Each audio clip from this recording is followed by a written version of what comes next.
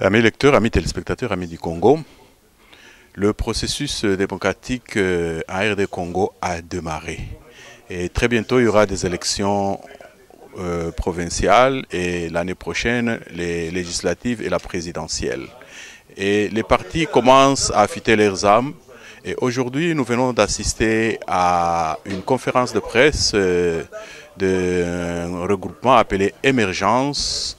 Et qu'est-ce que cela veut dire, émergence? Pourquoi ce terme? Comment ce parti se positionne-t-il dans l'échiquier politique national? Il est dans la majorité ou il est dans l'opposition? Qu'est-ce qu'il pense du dialogue? Eh bien, suivez à travers ce reportage de M. Gérard Kanabassao ce qu'aura été cette conférence de presse tenue par M. Paul Makila et M. Louis-Dor Capitaine.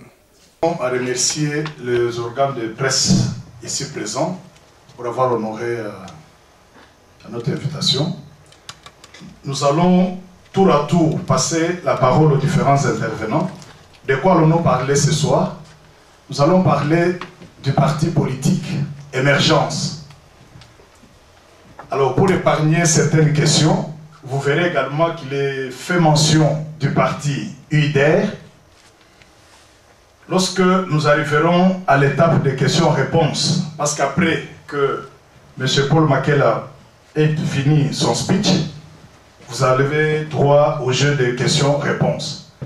Alors, pour gagner du temps, on va peut-être nous dire pourquoi ne pas intégrer un parti politique qui existe. Vous en créez encore un de trop. Eh bien, nous avons joué à cette prudence grâce au concours du professeur, le recteur Lombe à Bosongo Likundelio, qui est porteur de notre projet, en attendant dans le futur que nous puissions fusionner. Donc nous n'allons pas, nous, Émergence, ajouter le nombre de partis politiques qui existent. Nous allons plutôt procéder à la fusion d'un parti qui existe déjà. Alors je vais passer tout de suite la parole à M. Paul Makila, qui est pour l'instant notre coordonnateur de l'Émergence. Il assume les fonctions de président. Il est venu de Kinshasa, précisément de la province de La Chopo, ex-Kisangani. Non, c'est toujours Kisangani. Oui. Alors, moi je suis Louis-Dor Capitaine. Je coordonne les activités d'émergence au niveau de l'extérieur. Notre parti, à travers les discours, vous comprendrez les points clés qui militent en faveur de ce que vous soyez ce soir ici. Je vous remercie, je passe la parole à M. Paul Makila. Je tiens à remercier l'assistance et surtout à nous excuser pour le retard parce que nous avons commencé pas comme prévu. Nous avons quelques minutes de retard et nous allons essayer de courir derrière le temps. J'ai maintenant un petit défaut. Mon défaut, c'est que je n'arrive plus à tenir des conférences où il faut lire. Donc, je vais très vite. Mesdames et messieurs, l'Émergence, c'est le parti politique des hommes nouveaux. Nous le présentons comme UIDER Émergence, qui vous remercie de votre présence à cette conférence de presse autour du thème « Les Congolais de l'étranger face aux défis et aux enjeux du processus électoral en RDC ». Pourquoi est-ce que nous avons convié la presse uniquement et non pas l'ensemble de la communauté? Parce que nous croyons que vous êtes les porte-voix et que par vous, le message que nous voulons faire passer atteindra le plus grand nombre de ceux qui vous suivent. Mais avant d'aborder spécifiquement le thème du jour, permettez-moi de vous présenter brièvement le parti politique UIDER Émergence, sa vision, ses objectifs, puisqu'à tout seigneur, tout honneur, dit-on. Alors, l'exposé des motifs d'émergence.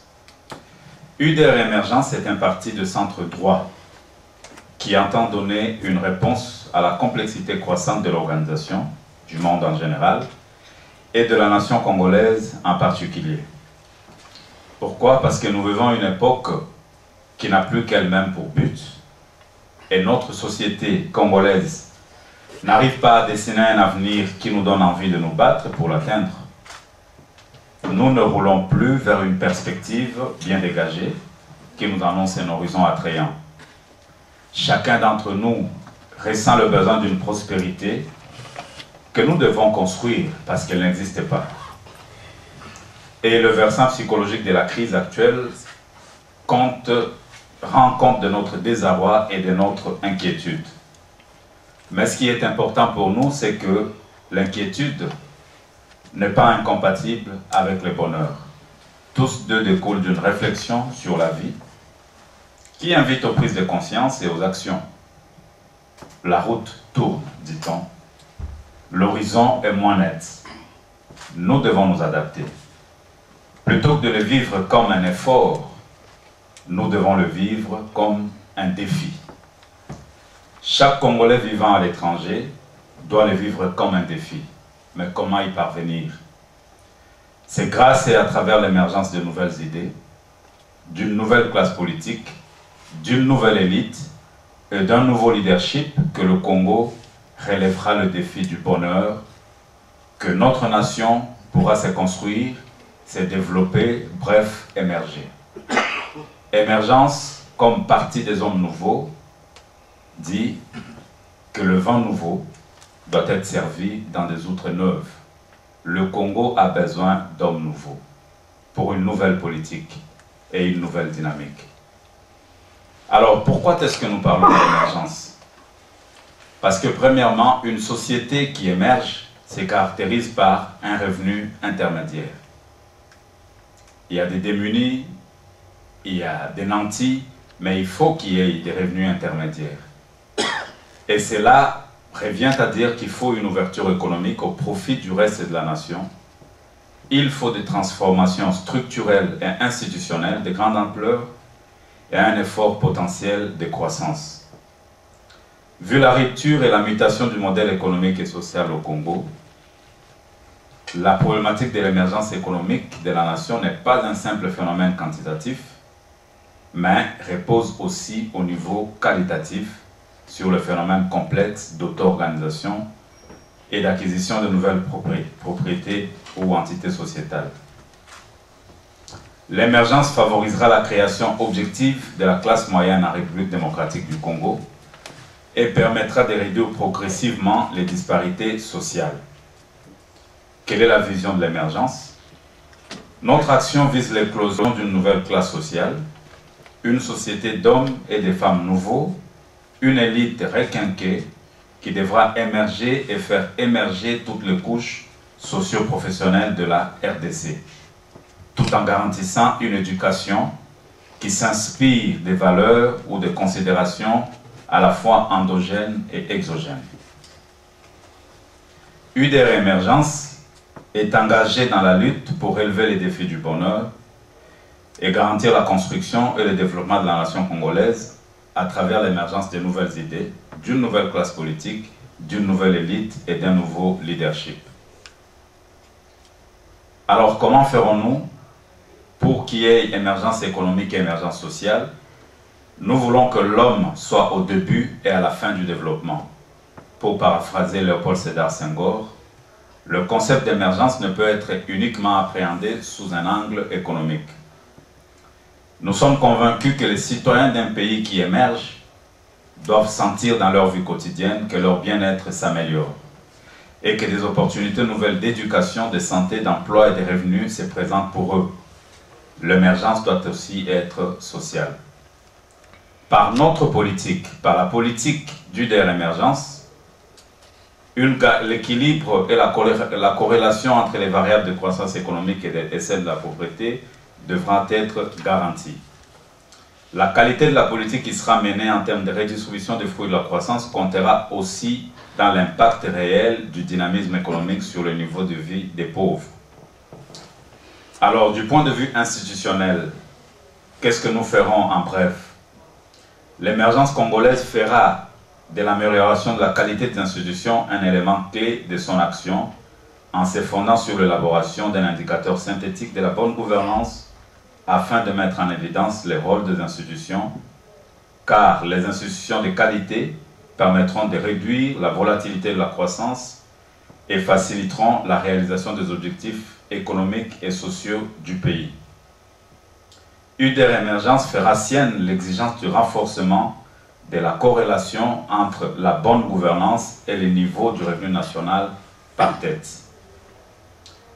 Parlant des Congolais de l'étranger face aux défis et aux enjeux du processus électoral qui est notre thème, nous dirons brièvement en 3 points ce qui suit.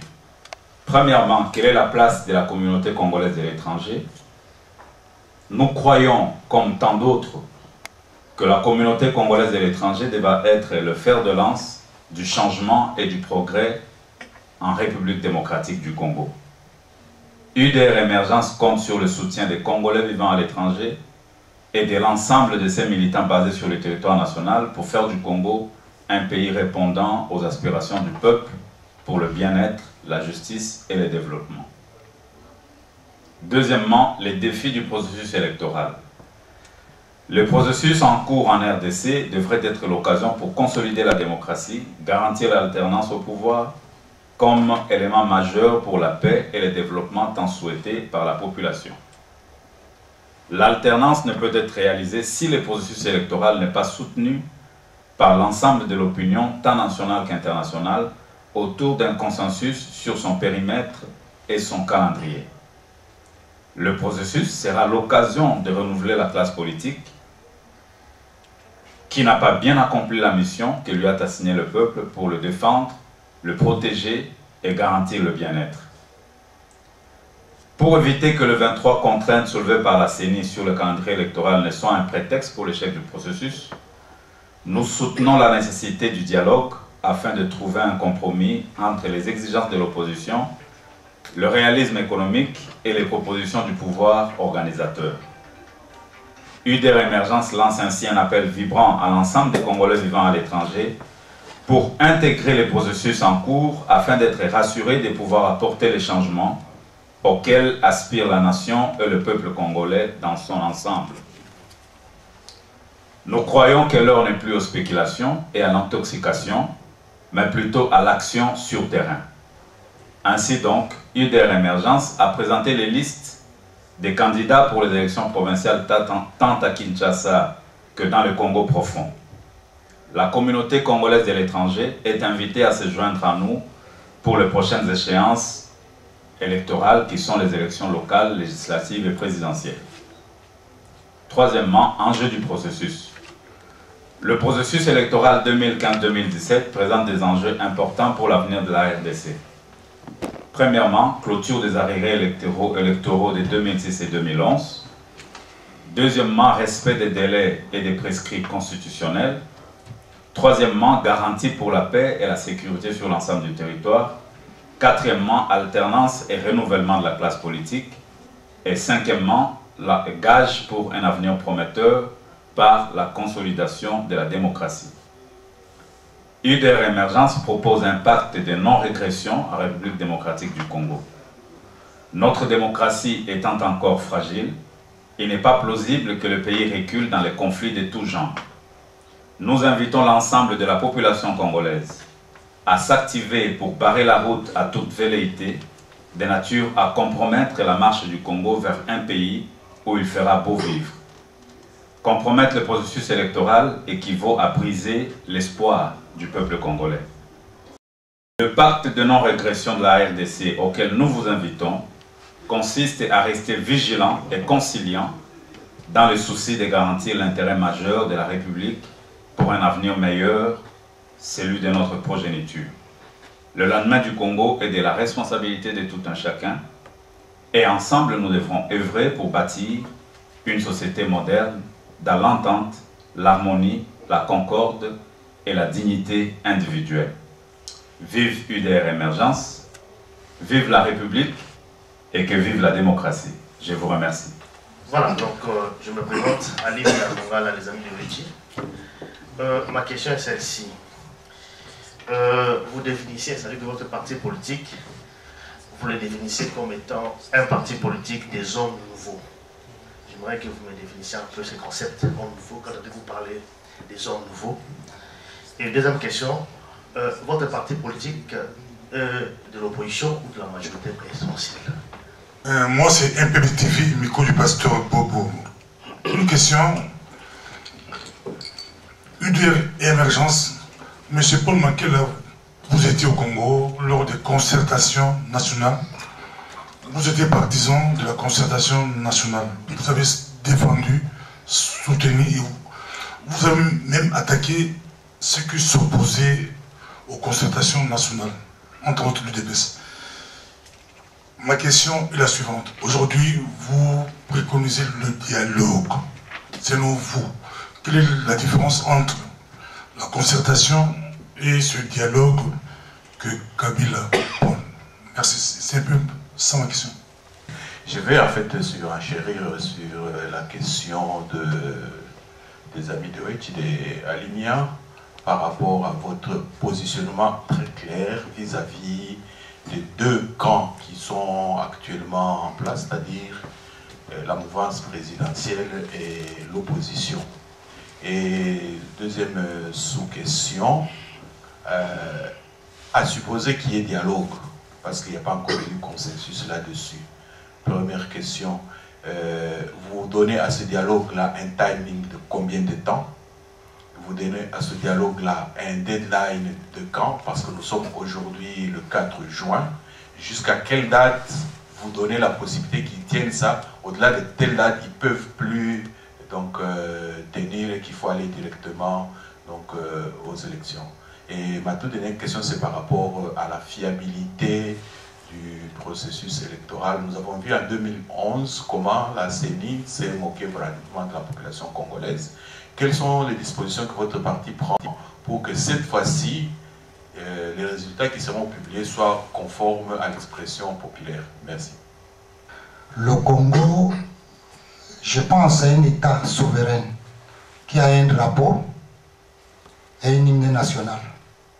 Comment se fait-il que le futur président de la République du Congo organise une réunion politique sans le drapeau du Congo, ne commençant par la réunion avec l'hymne national?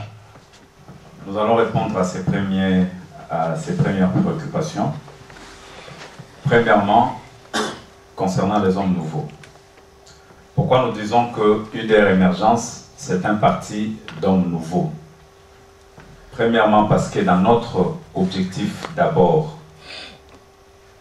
quand nous parlons de l'émergence, nous voulons donner la place au soleil pour tous ceux-là qui n'ont pas la possibilité, qui ne sont pas issus de familles où il y avait des premiers ministres, des présidents de la République. Nous voulons donner l'opportunité à chaque Congolais de jouer un rôle pour la défense des intérêts de son pays, pour le développement de la nation. C'est des hommes qui n'ont jamais participé à la gestion de la chose publique, du point de vue général. Et du point de vue particulier, c'est que les animateurs d'UDR Émergence amènent un nouvel esprit, un nouvel état d'esprit pour le développement de la République et croient qu'il est important de redresser la barre, de corriger les erreurs. Nous sommes observateurs. Parmi nous, il n'y a pas de gens qui ont géré, qui ont été dans l'exécutif, qui ont géré la chose publique. Je crois que le pays a besoin des hommes nouveaux parce que l'usure au pouvoir pousse les gens vers les abus.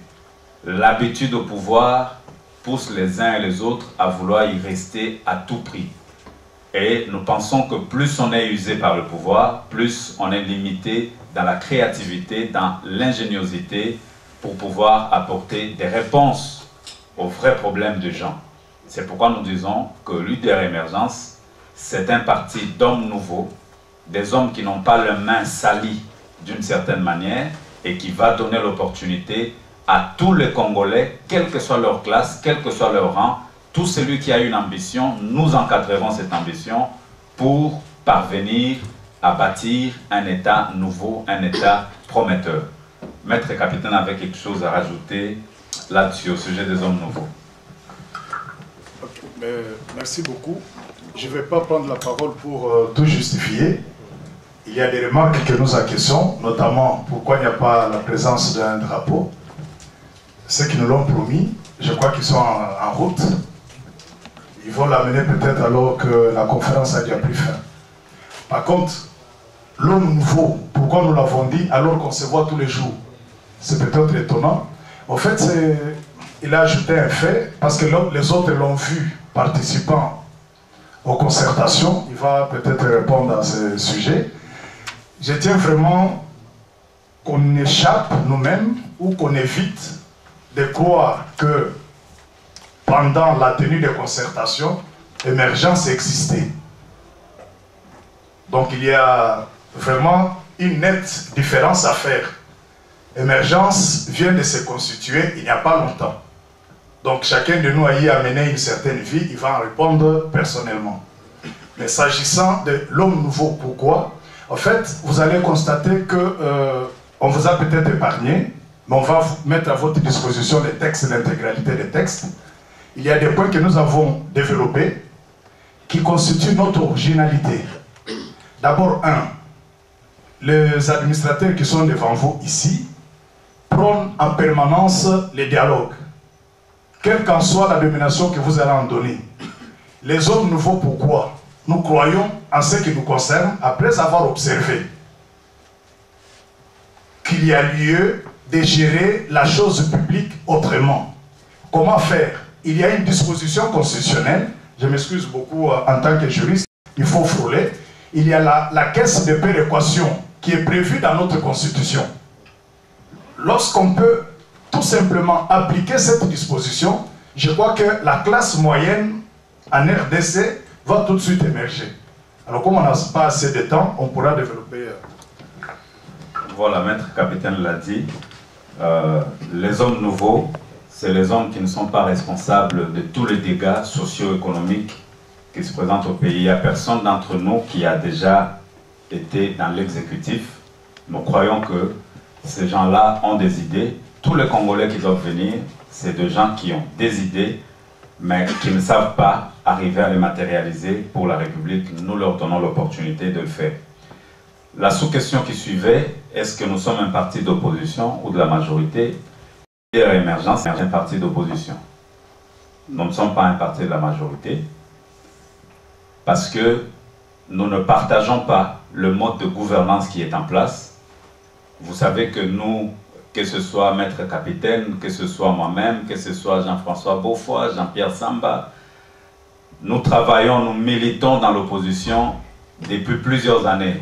J'étais d'ailleurs surpris que quelqu'un me dise il y a quelques jours, mais ça fait plus de 10 ans que vous vous battez, vous n'êtes jamais au pouvoir.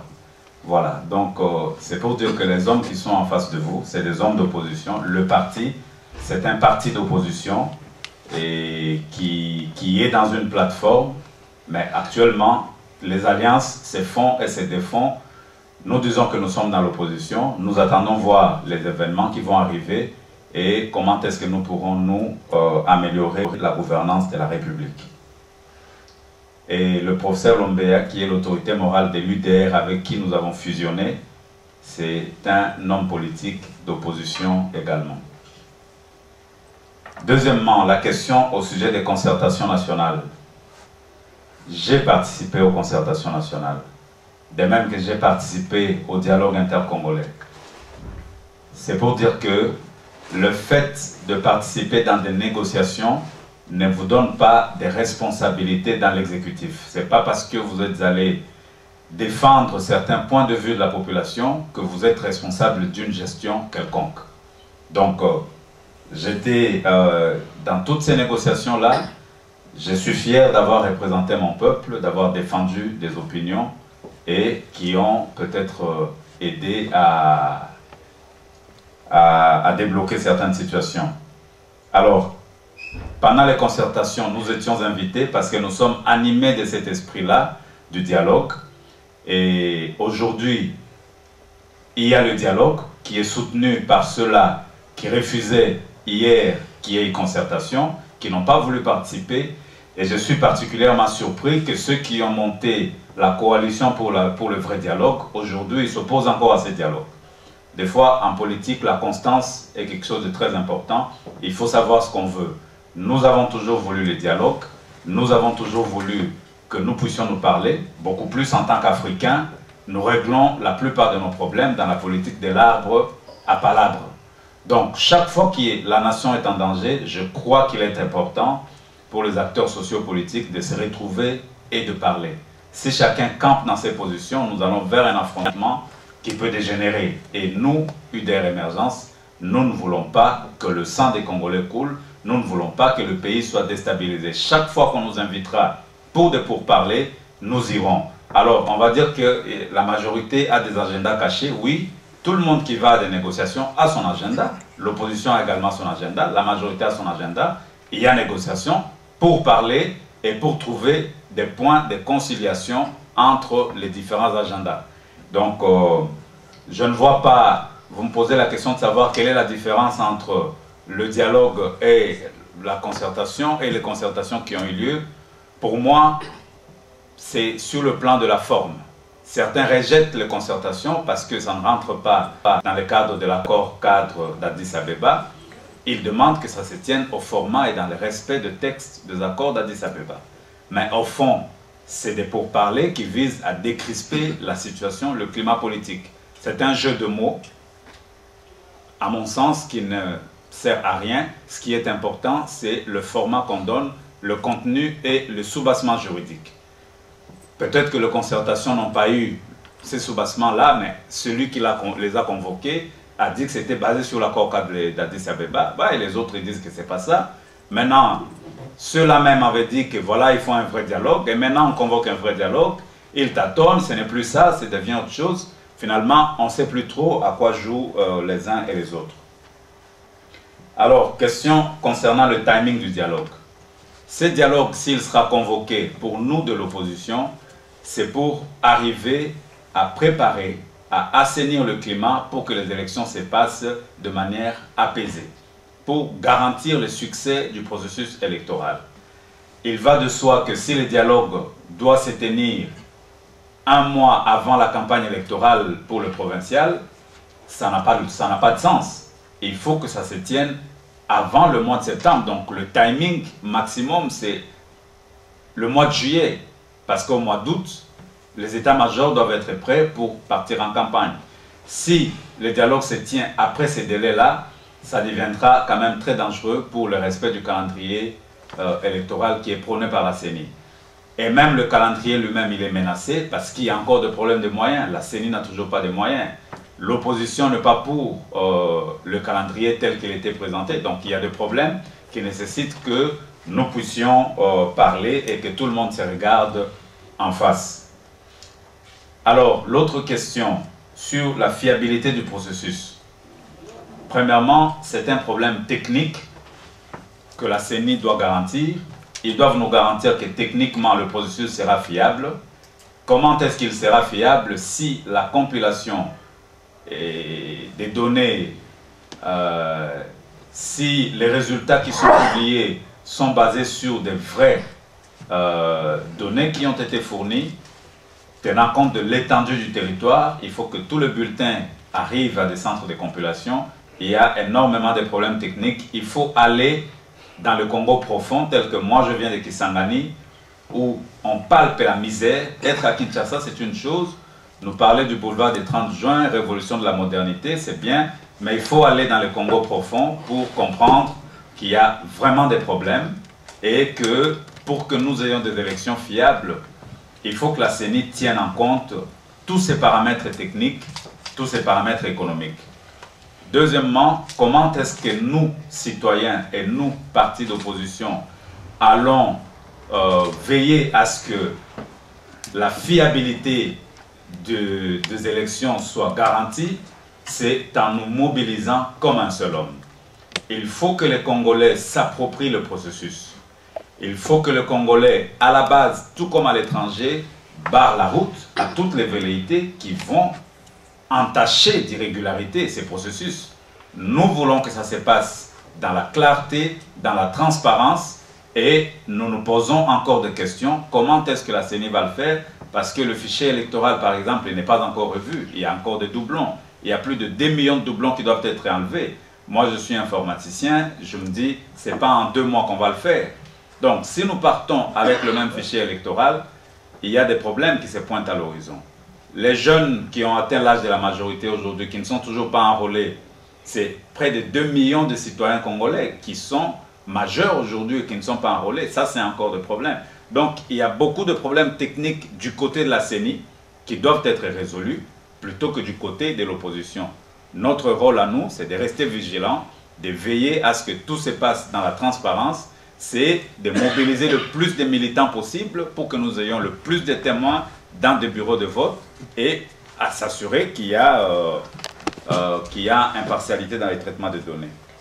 Le drapeau du Congo, le Congo c'est notre patrie. Vous avez vu le drapeau d'émergence qui reprend quand même les couleurs du Congo. Ne nous en tenez pas rigueur, nous sommes des patriotes et alors de vrai, mais quand on a des contraintes en termes de timing et de problèmes logistiques, je vous prie de nous en excuser, mais nous respectons notre patrie, nous aimons cette patrie et nous aimons l'hymne national.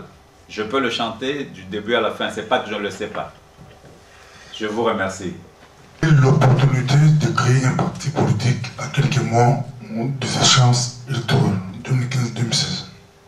Nous ne créons pas un parti politique à l'aube ou à quelques mois des échéances électorales. Nous constituons un regroupement, pas pour les élections, mais pour l'avenir du Congo. Nous ferons une conférence de presse quand nous ferons la sortie officielle du parti pour présenter, il y a un certain nombre d'éléments qui plaident en la faveur de la création d'une nouvelle formation où le citoyen va se retrouver. Parce que la plupart des partis politiques congolais aujourd'hui ne font pas participer le citoyen dans la gestion. Les partis politiques, grands qu'ils soient, tels que nous savons, deviennent aujourd'hui des affaires familiales. Alors, pourquoi est-ce que nous allons laisser le peuple congolais à l'abandon?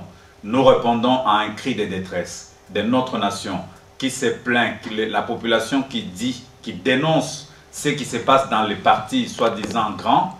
Et nous disons, il y a moyen de garantir un avenir meilleur. Il y a moyen de mener une autre politique. Il y a moyen de faire bouger les lignes pour que les citoyens se sentent vraiment concernés par la chose politique, la chose publique. Ce que nous prenons dans l'émergence, aucun parti ne le fait jusque-là. La politique de proximité que nous mettrons en place, aucun parti n'y a pensé. Je crois qu'il y a de l'espace pour innover et l'innovation dans la gouvernance, l'innovation dans l'animation politique, c'est ce que nous apportons et c'est ce qui manque sur la scène politique congolaise aujourd'hui. Donc c'est une réponse aux préoccupations des citoyens. Okay. Cela étant, nous clôturons la conférence de presse de ce soir et nous vous remercions. Nous allons nous retrouver dans l'informel quelque part.